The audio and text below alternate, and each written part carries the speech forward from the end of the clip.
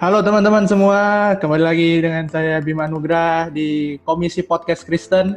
Nah, ini adalah bukan salah satu, bentuk baru dari episode saya gitu ya. Kayak apa ya bentuknya? Ya bentuk baru gitulah. Saya beri judul Cerita Anak Seminari. Jadi di sini kita akan membahas bagaimana kehidupan anak-anak seminari yang saya harapkan nantinya membantu teman-teman yang mungkin sedang menggumulkan panggilannya begitu dan ingin mengetahui bagaimana sih kehidupan anak seminari. Dan sekarang saya sudah bersama teman saya, Philip Kalvari. Halo Philip. Halo. Halo, wah. Walaupun kita terpisah, kita dihubungkan dengan Zoom. Ya, episode pertama untuk cerita anak seminari ini saya mengundang Philip. Coba Philip, perkenalkan diri dahulu, siapa Anda? Ya, perkenalkan, nama saya Philip Kalvari. Saya juga sama seperti Bima, mahasiswa tingkat 1 di STT Saat Seminar Alkitab Asia Tenggara. Sekarang sedang menjalani semester 2.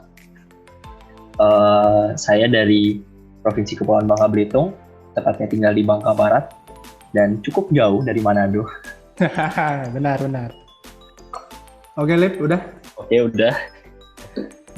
Pertanyaan pertama nih, kita bahas dulu tentang panggilan kamu gimana sih, Lip? Sampai bisa memutuskan untuk masuk ke sekolah teologi. Ya, jadi aku sendiri itu dari latar belakang keluarga hamba Tuhan. Jadi papa mama dua-duanya hamba Tuhan. Oke. Dan memang kedua orang tua cukup mendukung supaya aku sendiri untuk masuk sekolah Alkitab. Dan dari sejak kecil memang tidak diarahkan secara langsung kayak direct itu kamu harus jadi hamba Tuhan, kamu harus jadi hamba Tuhan. Enggak sih kayak gitu sebenarnya. Lebih kepada kesaksian hidup mereka. Jadi aku melihat bagaimana mereka hidup, melayani, dipakai Tuhan menjadi alat Tuhan, menjadi hamba Tuhan full timer di gereja di Bangka di sini. Itu yang menjadi motivasi terbesar dan itu yang akhirnya menjadi dorongan pada waktu masih kecil, waktu itu masih SD, dan tiba-tiba aja punya pikiran dan punya cita-cita aku mau jadi seorang hamba Tuhan full timer seperti itu. Dari SD ya, Lip? Iya, dari SD. Wah. Dan ya lucunya, cita-citanya tuh nggak berubah. Oh, gitu. Panjang SD, SMA, itu cita-citanya nggak bisa berubah. Nggak tahu kenapa. Seolah-olah dari aku sendiri sih aku melihat profesi lain, aku kurang tertarik. Aku juga nggak berminat di kuliah jurusan apapun itu. Tapi ada satu kerinduan untuk masuk ke seminari. Oke. Dan setelah didoakan, benar-benar digumulkan baik-baik, dan tetap nggak goyah sampai akhirnya memutuskan ya aku akan masuk seminari. Jadi kelihatannya, maksudnya mungkin ada orang yang berpikir itu, teman-teman yang berpikir kayak panggilan jadi hamba Tuhan itu kayak hal-hal yang mistis gitu, kayak hal-hal yang supranatural. Tapi kalau dilihat dari pengalaman kamu ya, katanya hal ini bisa terjadi dalam hal-hal yang kelihatannya biasa ya, Lip ya. Menurut kamu gimana? Ya menurut aku panggilan menjadi hamba Tuhan itu pasti unik untuk setiap orang. Oke. Unik ya. Jadi ya mungkin di satu sisi Tuhan memanggil dengan cara yang berbeda pada orang yang lain gitu ya. Iya, betul. Benar. Terus misalkan udah ada panggilan itu, apakah kau mendoakannya atau ada sesuatu hal yang mungkin kamu uji itu panggilan atau bagaimana, Lip? Ya, aku mendoakannya dan tentu mengujinya. Cara mengujinya itu salah satunya itu jadi waktu masuk SMA itu ada peminatan kan di awal. Sebenarnya kalau misalnya kita lihat baik-baik, kalau misalnya karena aku udah yakin, maksudnya bukan udah yakin, udah punya alur pengen masuk ke seminari, pengen jadi hamba Tuhan full timer, mungkin akan lebih baik kalau aku ambil peminatannya di bahasa. Karena dari orang tua aku sendiri mendukung aku lebih baik belajar lebih banyak di bahasa supaya nanti mendukung di masuk sekolah teologi kan. Tapi aku nggak mau karena males aja gitu, kayak aduh ngapain sih masuk kelas bahasa nggak ada teman gitu kan. Terus dari akunya sendiri aku punya satu minat di satu mata pelajaran, dan ya pasti mata pelajaran IPA lah, dan pengen mendalami di situ gitu. Jadi ya aku masuk ke pelajaran itu. Maksudnya masuk ke minatan IPA pada akhirnya. Aku pengen pengen masuk IPA itu tujuannya itu sederhana sebenarnya. Karena suka sama salah satu pelajaran peminatan di IPA. Jadi pengen ikut OSN ceritanya. Dan aku kelas 10 dan kelas 11 dua-duanya dikandidatkan untuk mewakili sekolah ikut OSN. Dan dua-duanya batal. Jadi maksudnya dari batalnya ikut OSN itu kau bisa menyimpulkan gitu? Iya, kayak aku bisa aja milih untuk lebih fokus untuk siapin seminari, untuk siapin masuk seminari gitu. Tapi aku lebih milih keinginan aku lebih milih aku mau masuk aja itu. Tapi loh kok jadi gini Tuhan? Ini kayak mau lari gitu dari panggilan. Iya sih. Sempat mau kayak gitu. Oke.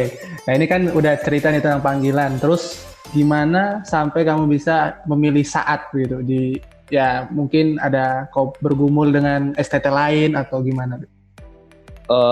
Sebelum masuk saat, karena orang tua latar belakang hamba Tuhan, tentu papa dan mama juga mengajukan sekolah-sekolah tinggi teologi lainnya selain saat gitu. Aku sendiri lebih banyak kenal saat dari alumni saat yang sekarang melayani full timer di sinode gereja yang sama dengan gereja aku gitu. Jadi gereja aku tuh gereja Persekutuan Kristen GP Kris. Setelah beberapa pertimbangan, enggak sih. Kenapa? Sebenarnya aku doain aja sih Tuhan yang mana yang memang Tuhan mau panggil dan mau bentuk saya di tempat gimana aku ikut terserah Tuhan. Dan nggak tahu kenapa alasannya tuh sederhana banget kenapa mau masuk sana. Gimana? Purpose-nya gede. Oh. Memang benar. Aku akui juga itu. Iya, dan aku punya kerinduan, aku mau benar-benar kenal Tuhan, benar-benar mau belajar baik-baik, dibentuk jadi hamba Tuhan. Dan aku melihat saat sangat mendukung sekali, supaya kita benar-benar dibentuk secara akademis, tapi juga kita dibentuk hati dan pikirannya untuk menjadi hamba-hamba Tuhan yang Tuhan mau gitu. Ya itu hal yang wajar sih menurut aku juga ya, ketika kita memilih sekolah teologi dan melihat fasilitas yang diberikan juga ternyata mendukung, yaitu salah satu pertimbangan kita gitu kan. Dan itu hal yang baik juga sih menurut aku. Dan aku setuju gitu dengan ya berkat Tuhan, anugerah Tuhan atas saat dengan perpustakaan yang begitu baik. Tapi pernah gak coba-coba mendaftar gitu di tempat lain? Nggak pernah. Mau daftar ke saat. Iya. Oke. Sebenarnya apa? Ini agak krusial sih. Jadi waktu mau daftar ke saat itu pikirannya pokoknya daftar cuma ke saat. Diterima nggak diterima. Dan nggak mau nyoba yang lain gitu? Enggak, bahkan nggak ikut SNMPTN, SBMPTN. Maksudnya STT lain nggak mau nyoba gitu? STT lain juga nggak coba. Tapi akhirnya masuk kan? Maksudnya akhirnya diterima kan? Iya. Tuhan. Nah ini udah masuk nih kan, udah masuk di saat setelah sekitar ya 2 semester ini, apa sih hal yang kamu suka gitu di sekolah teologi ya? Mungkin bukan saat secara khusus, tapi sekolah teologi secara umum gitu. Apa nih? Ada gak hal yang kau sukai gitu selama ini?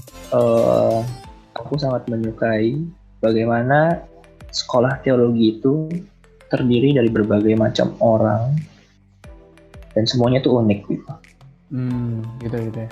Bener sih. Ya, aku belajar banyak banget dari berbagai jenis orang dalam sekolah teologi. Dan aku melihat ada di sekolah teologi itu sungguh-sungguh kita belajar gitu. Bagaimana kita belajar itu di dalam satu kasih gitu. Maksudnya aku bisa merasakan dan melihat bagaimana orang-orang di luar sana belajar, maksudnya kuliah gitu. Apapun nanti profesi mereka. Tapi aku bisa melihat kita tuh di sekolah teologi benar-benar kita diajarkan untuk dipersiapkan untuk jadi hamba Tuhan gitu. bukan cuma sekadar ngejar nilai gitu. Betul, oke, ngerti. Ya, itu juga salah satu mungkin hal yang cukup sulit juga ya untuk beradaptasi ya begitu. Ketika bertemu dengan berbagai orang dari yang berbeda-beda kan. Betul. Ya. Nah setelah itu ada gak hal yang ternyata nih tidak disukai? Mungkin berbeda dengan ekspektasi sebelumnya atau hal-hal yang tidak disukai yang baru kau temukan setelah masuk di sekolah teologi. Ada gak nih? Ya pasti ada lah. Apa contohnya? Hal yang mengganjal gitu, hal-hal yang ini gitu. Ya ada. Ya pasti kita sebelum masuk ke sebuah tempat baru kita punya ekspektasi untuk seperti apa sih tempat baru itu tentu. Dan aku punya banyak sekali ekspektasi, punya banyak sekali rancangan. Tapi begitu masuk, kok rancangannya jadi kacau gitu kan ada. Rencana kamu gitu ya, Lip? Iya, rencananya. Jadi aku kira begitu masuk sekolah teologi pasti semua jadwal tersusun rapi. Ya kan kita pasti punya jadwal kan. Kita makan pagi, siang, malam aja diatur gitu jadwalnya. Nah, menurut aku ya karena ada jadwal itu pasti aman lah, semuanya pasti rapi gitu, jadwal tersusun rapi, semuanya pasti berjalan sebagaimana mestinya setiap harinya. Oke. Tapi ternyata aku udah bisa merasakan apa yang kau rasakan. Ya. Ngerti. Ya ada beberapa misalnya akhirnya kita terlalu lelah sampai bikin tugas pun susah, ataupun kita punya niat bikin tugas tapi ternyata rasa malas itu lebih besar daripada tugasnya. Betul. Tugas. Ya ternyata kita nggak, maksudnya ketika kita masuk sekolah teologi kita tetap sama gitu. Ya maksudnya kayak sama dengan universitas gitu ya, perguruan tinggi gitu ya, kayak non teologi kan. Tugasnya banyak ya, juga. Bisa jadi. Ya, sama. Ya. Walaupun kita hidup di asrama ya mungkin akan lebih disiplin lagi kan dibandingkan yang tidak tinggal di asrama. Tapi kalau aku lihatnya tetap tugasnya banyak gitu. Tetap kita juga bisa, kalau kita tidak disiplin ya kita juga akan tertinggal gitu. Nah sekarang kita ini kan belajar teologi kan. Nah menurut kamu nih, apa sih yang susahnya gitu belajar teologi? Paling susah belajar teologi? Ya susah. Ini apa ini, mata kuliah atau gimana maksudnya? Ya susah senang belajar teologi. Ya mungkin kamu mau bagikan pelajaran mata kuliah yang paling kau suka juga nggak apa-apa. Belajar teologi itu aku sangat menikmati kita bisa belajar teologi. Kita mengenal Tuhan lebih dalam lagi gitu. Dan suatu kesempatan yang indah, kita dapat kesempatan yang menurut aku waktunya benar-benar singkat, cuma beberapa tahun gitu. Dan dari beberapa tahun itu banyak yang harus kita kenal gitu, yang harus kita pelajari. Belajar teologi itu benar-benar asik sih menurut aku. Asik. Iya. yang nggak enaknya mungkin ya itu, maksudnya kita punya waktu yang terlalu sedikit untuk belajar semua itu sebanyak itu. Ya untuk persiapan pelayanan kita yang ya kalau Tuhan berkenan berlangsung seumur hidup gitu kan. Iya. Waktu ya 4-5 tahun kadang memang menurut saya juga, aku juga nggak cukup sih dengan begitu banyak hal. Maka ada nasihat gitu kan, memang mengenal Tuhan itu ya berlangsung seumur hidup gitu kan. Cuma memang secara pendidikan formal ya hanya berlangsung 4-5 tahun seperti ini ya tidak cukup juga. Terlalu banyak. Dan tentunya kita sebagai manusia, Tuhan tuh pasti kasih anugerah dan karunia berbeda-beda. Dan gak semua mata kuliah bisa kita kuasai, bisa kita istilahnya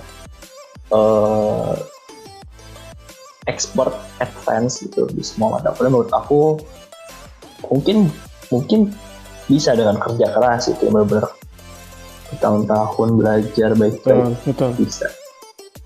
Tapi untuk sekarang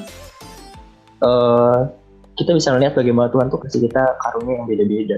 Jadi mungkin satu mata kuliah kita bisa, bukan banget sama mata kuliah ini, aku mau sungguh belajar ini. Tapi bisa jadi di mata kuliah lain aku kurang bisa di sini. Tapi bukan berarti ketika kita kurang bisa satu mata kuliah yang menurut kita nggak enak gitu. Tapi bukan berarti kita nyerah gitu, tapi kita tetap kasih yang terbaik buat kita. Ya walaupun memang kita tidak memungkiri bahwa ya kita lemah di bagian itu gitu kan. Iya. Kita harus embrace weakness gitu kan. Mengakui kelemahan dan ya dari kelemahan itu kita berusaha lah. Ya ngomong-ngomong mata kuliah nih, Lep. Apa nih yang paling kamu suka dan paling kamu tidak suka nih, selama belajar? Kalau aku secara pribadi bahasa Yunani yang paling susah bagiku. Tapi yang paling aku suka sistematik, teologi sistematika. Yeah. Kalau kamu gimana nih? Kalau untuk semester ini kita kebalikannya, Bim. Oh gitu. Aku suka bahasa Yunani sama filsafat umum.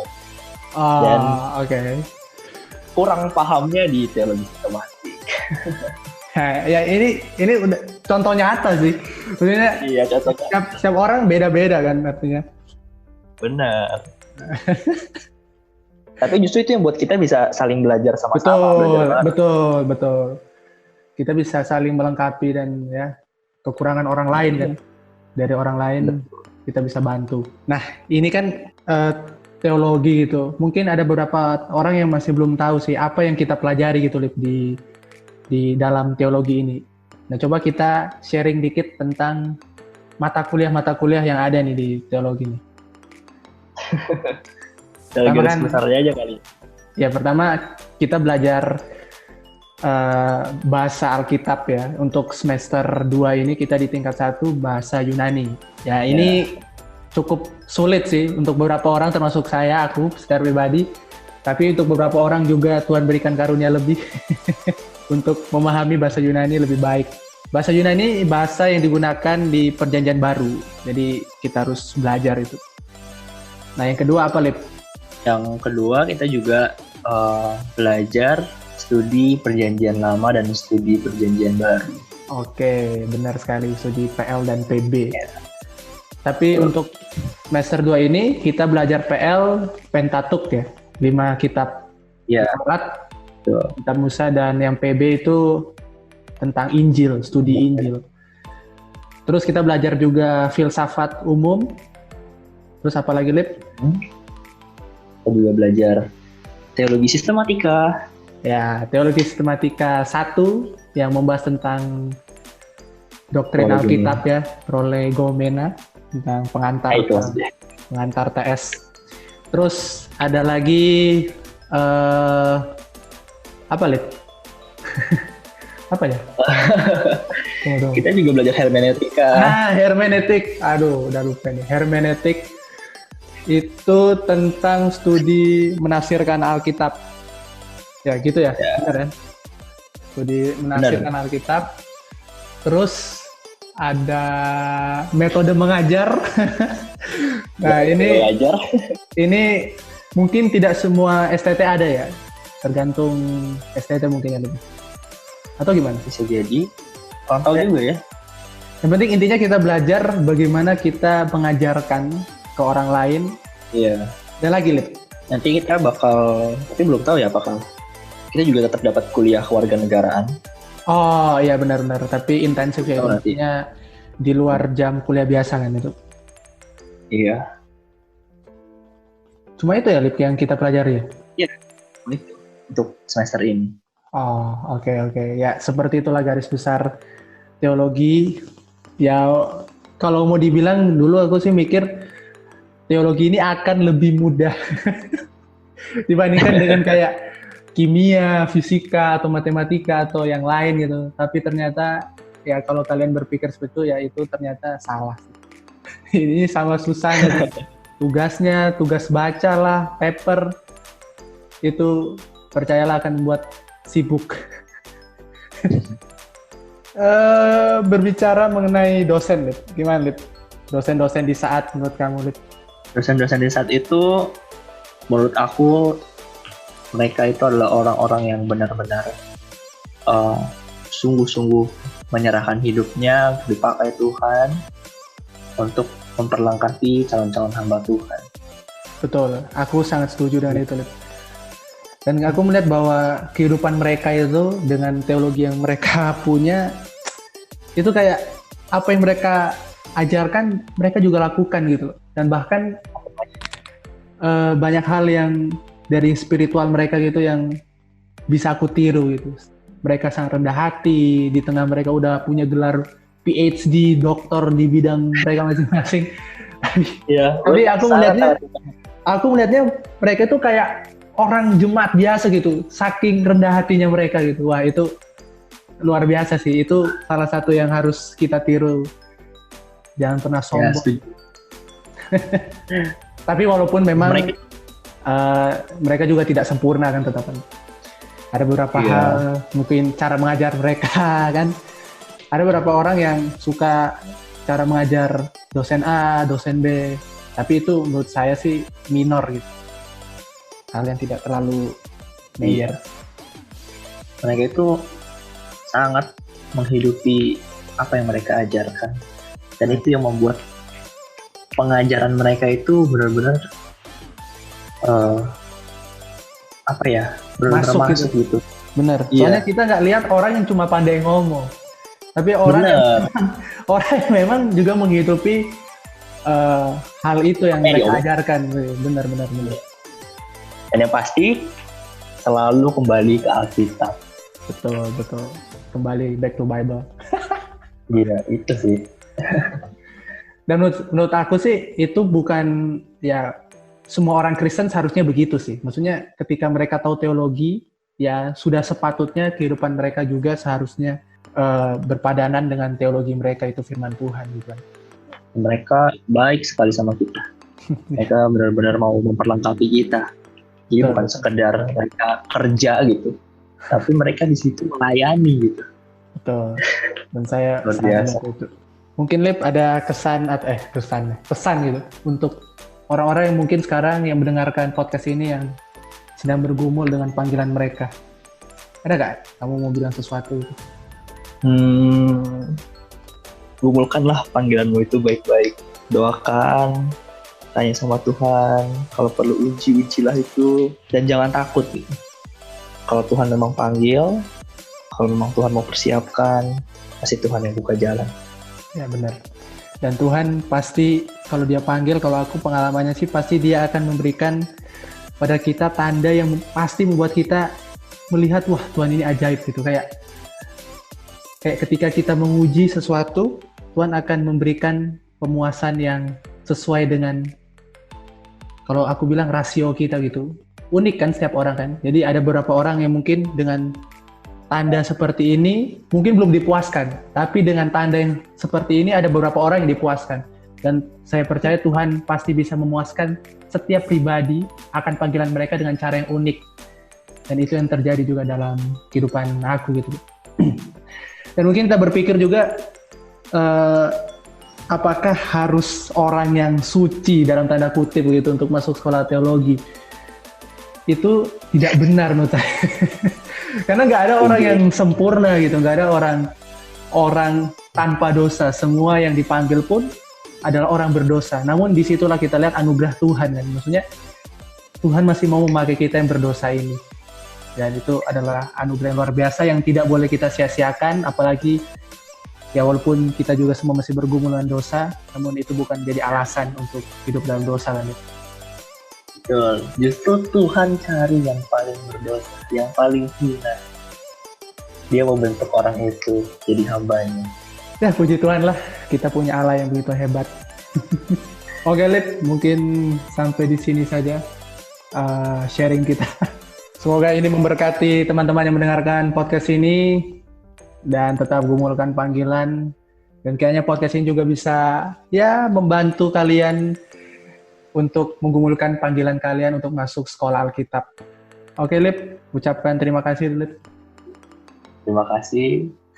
Semoga kalian tetap semangat, tetap setia untuk mengumpulkan panggilan. Tuhan Yesus memberkati.